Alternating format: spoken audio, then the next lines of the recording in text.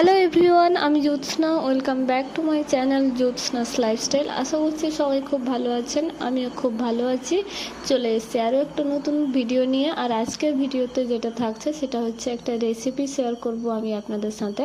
আজকে কোনো blog video নয়, আপনারা আমার এর আগের ব্লগে দেখেইছেন আমি আম কেটে রেখেছিলাম, তো সেটাই আজকে আমি আচার বানাবো। থাম্বনেল দেখে তো বুঝেই গেছেন। তো তার পুরো রেসিপিটা আজকে আমি আপনাদের সাথে শেয়ার করব। তো স্কিপ না করে পুরো ভিডিওটা কন্টিনিউ দেখতে থাকুন। আর কেমন লাগলো অবশ্যই কমেন্ট করে যাবেন শেষে। আর যারা আমার চ্যানেলে নতুন আছেন তারা সাবস্ক্রাইব করে নেবেন। তো চলুন ভিডিওটা শুরু করি। আমগুলোকে কেটে রেখেছিলাম, তারপরে ভালোভাবে জল দিয়ে ধুয়ে ঝুড়িতে করে কিছুক্ষণের জন্য জল ঝরানোর জন্য রেখে দিয়েছিলাম। তারপরে লবণ দিয়ে 3-4 ঘন্টা মতো রেখে দিয়েছিলাম ভালোভাবে মাখিয়ে, যাতে আমটা কিছুটা নরম হয়ে যায়। আর তারপরে এখন এসেছি গ্যাস জ্বালিয়ে কড়াই দিয়ে বসিয়েছি, কড়াইটা গরম হচ্ছে। আর এদিকে আমি হলুদ দিয়ে নিয়েছি আমে, হলুদটা ভালোভাবে মাখিয়ে নিচ্ছি। আর এদিকে আমি তেল দিয়ে দিয়েছি, তেলটা এই যে গরম হয়ে গেছে, ধোঁয়া উঠতে শুরু করেছে। এই সময় আমি আমটাকে ফেলে দেবো। আমটা কিছুক্ষণ ভাজতে থাকবো, আমটা ভাজা হবে ততক্ষণ অবধি, মানে হালকা লাল হয়ে আসা অবধি। তারপরে আমি এতে চিনি অ্যাড করব। আর এইখানে বলে রাখি, আজকে আমি বানাচ্ছি মানে টক ঝাল মিষ্টি মানে 3টে টেস্টই পাওয়া যাবে এরকম আচার। আর এই আচারটা আমার বাড়িতে মানে আমার মা এরকম বানায়, আমার মাসি এরকম বানায়, আমার দিদিমা ঠাকুমার তো খাইনি, আমি জানি না। তো দিদিমা তো এরা অন্যরকম বানায়। আর সত্যি কথা বলতে আমাদের বাড়িতে মানে আমার রিলেটিভদের মধ্যে বা আমার ফ্যামিলির মধ্যে মাসি খুব ভালো আচার বানায়। তবে তারা কেমন বানায় আমি জানি না, আমি দেখিও নি।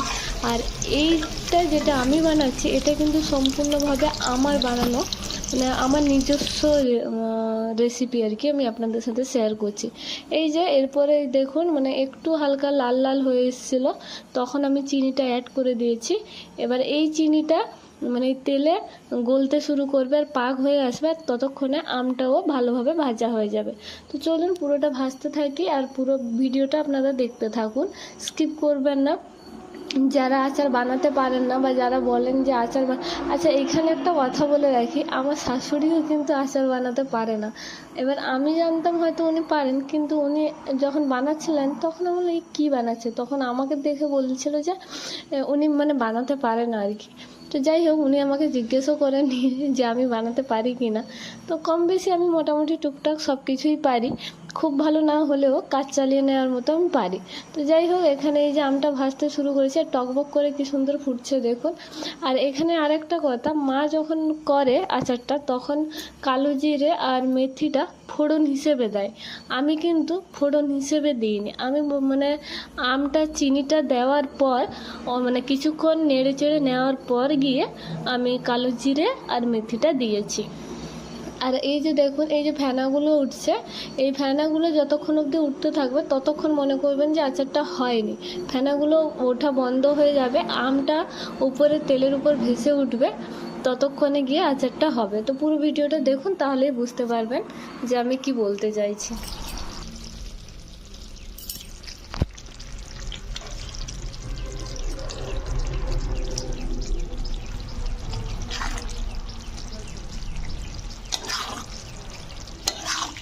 কিছুক্ষণ পর পর এইভাবে আমি মানে খুন্তি দিয়ে নেড়ে দিব, যাতে নিচে না বসে যায়, কারণ চিনিটা আছে, চিনিটা পাক হচ্ছে, না নাড়লে কি হবে, চিনিটা নিচে বসে যাবে আর পুড়ে যাবে, আর পুড়ে গেলে আচারের টেস্টটা পাওয়া যাবে না, পোড়া গন্ধ থাকবে। তো সেই জন্য এইভাবে মাঝে মাঝে আমি নাড়তে থাকবো। গ্যাসে আমি আচার বানাচ্ছি আর নিচে রাইকে বসিয়ে রেখেছি, যাতে ও কোথাও না ছোটাছুটি করে, কারণ মা একটু কাজ করছে।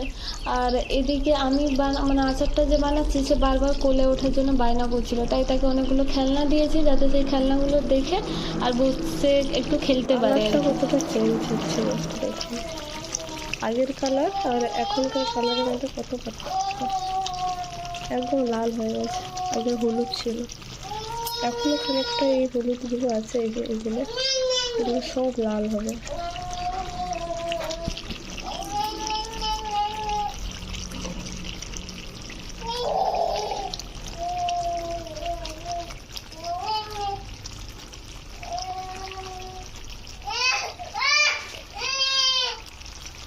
আর এদিকে এই যে মহারান, কি বলছিস তুই, কি আছে? তোমার মোটু কি করছে? মোটু কি করছে? আচ্ছা এই না,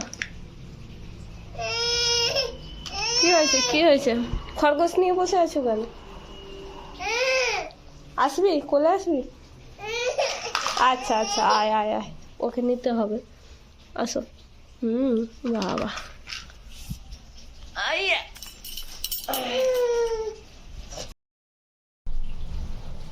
বলো কি বলছিলে? কাঁদছিলে কেন? এখনো কান্না থামছে না। বল, কিছু বলবি? বলবি না? টাটা করে দিতে হবে। বল না, আমি এখন কিছু বলবো না, টাটা। টাটা করো, এইটা এই হাতে টাটা করবেও না। বল মাম্মা আচার বানাচ্ছে, দেখবে আসো। ফুটছে এখন, টকবক টকবক করে ফুটছে, আর প্রত্যেকটা ফেনা মরে গিয়ে আবার এই যে তেলটা ছাড়ছে। এই তেলটা পুরোপুরি ছেড়ে দিলে আচারটা কমপ্লিট হয়ে যাবে। তারপর আবার মশলা গুঁড়ো করে দিতে হবে নাকি? মশলা ভেজে গুঁড়ো করে দেখতে থাকো। হ্যাঁ, ততক্ষণ এই মহারানীকে আমি ঘুমটা পাড়াই। দেখতে দেখতে আমার আচারটাও কমপ্লিট হয়ে গেছে। গ্যাস মানে অফ করে দিয়েছি। এখনও মানে তেলটা এতটা পরিমাণে গরম আছে, দেখুন কেমন টকবক করে ফুটছে, এখনও ফুটছে। এই যে কিছুক্ষণ পরেও আমি ভিডিওটা অন করলাম, ফুটছে। আর সেদিকে রাইকে ঘুম পাড়িয়ে দিয়ে এসেছি। এবার আচারটা তো হয়ে গেছে, কড়াইটা নামিয়ে নেব। তারপরে আমি তাওয়া নেব একটা। এবার তাওয়া গরম করে শুকনো লঙ্কা, তারপরে জিরে, সব কিছু যা যা মশলা দেওয়া হয় আর কি, শুকনো লঙ্কা, জিরে, মেথি, কালো জিরে, অল্প অল্প করে কালো জিরে আর মেথি আমি দিয়েছিলাম। আর বাকিটা সব ভেজে গুঁড়ো করব, গুঁড়ো করে তার মধ্যে দেবো। আর এই যে দেখালাম গ্যাস অফ করে দিয়েছি, কিন্তু এখনও ফুটছে। তো এরকম ফুটতে থাকুক, মানে ফুটতে থাকবে আর কি, হালকা গরম থাকবে। এই অবস্থায় মশলাটাও আমি অ্যাড করব। তো কড়াইটাকে আমি এক্সাইট করে দিই, কড়াইটাকে এক্সাইট করে দিয়ে আমি মশলাগুলো ভাজা আসতে শুরু করি। আর এক হাতে ভিডিও করছি আর এক হাতে মানে কাজ করছি, তো সেই জন্য মোবাইলটা মানে মোবাইলেই শ্যুট করছি, তো ক্যামেরাও নয়। আর তো সেই জন্য মানে নড়বড়ে হচ্ছে আর কি, মানে প্রচুর নড়ছে। যাই হোক, তাওয়াও বসিয়ে নিয়েছে, তাওয়া গরম হয়ে গেছে। এখন এই যে শুকনো লঙ্কা নিয়েছি। আর ওই যে বলেছিলাম প্রথমেই যে এই আচারটা টক ঝাল মিষ্টি হবে, মানে হালকা টক, হালকা মিষ্টি, হালকা ঝাল, এই তিনটে মিক্সড থাকবে। তো আর এদিকে এই যে জিরেটাও ভেজে নিয়েছি, জিরেটা আমি গুঁড়ো করব। আর এদিকে এই যে কড়াইটা দেখুন অনেকটা ঠান্ডা হয়ে গেছে। এবার জিরেটাও গুঁড়ো করছি, আর একটু গুঁড়ো করে আমি এখানে মিক্সড করে নেব। তারপরে লঙ্কাটাও গুঁড়ো করে মিক্সড করে নেব। তো চলুন, আজকের ব্লগটাও আমি এখানে, মানে ভিডিওটা, ব্লগ বলতে বলতে অভ্যেস হয়ে গেছে ব্লগ। যাই হোক, আজকের ভিডিওটা আমি এখানেই শেষ করলাম। কেমন লাগলো অবশ্যই কমেন্ট করে জানাবেন। আর আচারের রেসিপি মানে কেমন লাগলো, আর কারা কারা এই রেসিপিটা দেখে বানাতে চান বা এরকম বানিয়েছেন, বা আপনারা কীভাবে আচার বানান সেটাও আমাকে কমেন্ট করে জানাবেন। এই পদ্ধতিতে বানান বা অন্য পদ্ধতিতে বানান, কিভাবে বানান দেখাবেন। আর এখানে দেখুন আঠালো কিভাবে হয়েছে, তবে এই এতটা আঠালো কিন্তু থাকবে না, কিছুদিন যাওয়ার পর একটু আঠালোটা কম হয়ে যাবে, মানে নর্মাল ইয়েতে চলে আসবে। তো চলুন, আজকে ব্লগটা এখানে শেষ করলাম। দেখা হচ্ছে পরের একটি ব্লগে। আবারও বললাম ব্লগ। চলুন, আজকে ভিডিওটা এখানেই শেষ করলাম। দেখা হচ্ছে পরের একটি ব্লগে। সবাই ভালো থাকবেন, সুস্থ থাকবেন, সাবধানে থাকবেন। আর আমার ভিডিওটা কেমন লাগলো অবশ্যই কমেন্ট করে জানাবেন। ভালো লাগলে একটা লাইক করে দেবেন। যারা আমার চ্যানেলে নতুন তারা সাবস্ক্রাইব করে বেল আইকনটা প্রেস করে রাখবেন। সবাইকে অসংখ্য ধন্যবাদ আমার ভিডিওটি দেখার জন্য। রাস্তায় বাইক যাচ্ছে, এই বাইকটা প্রত্যেক দিন এই টাইমে যায়, একবার করে যাবে, একবার করে আসবে। আর এত আওয়াজ হয়, মানে এত বিকট আওয়াজ হয় যেটা মানে বলার বাইরে। তো যাই হোক, আজকের মতো এইটুকুই। দেখা হচ্ছে পরে।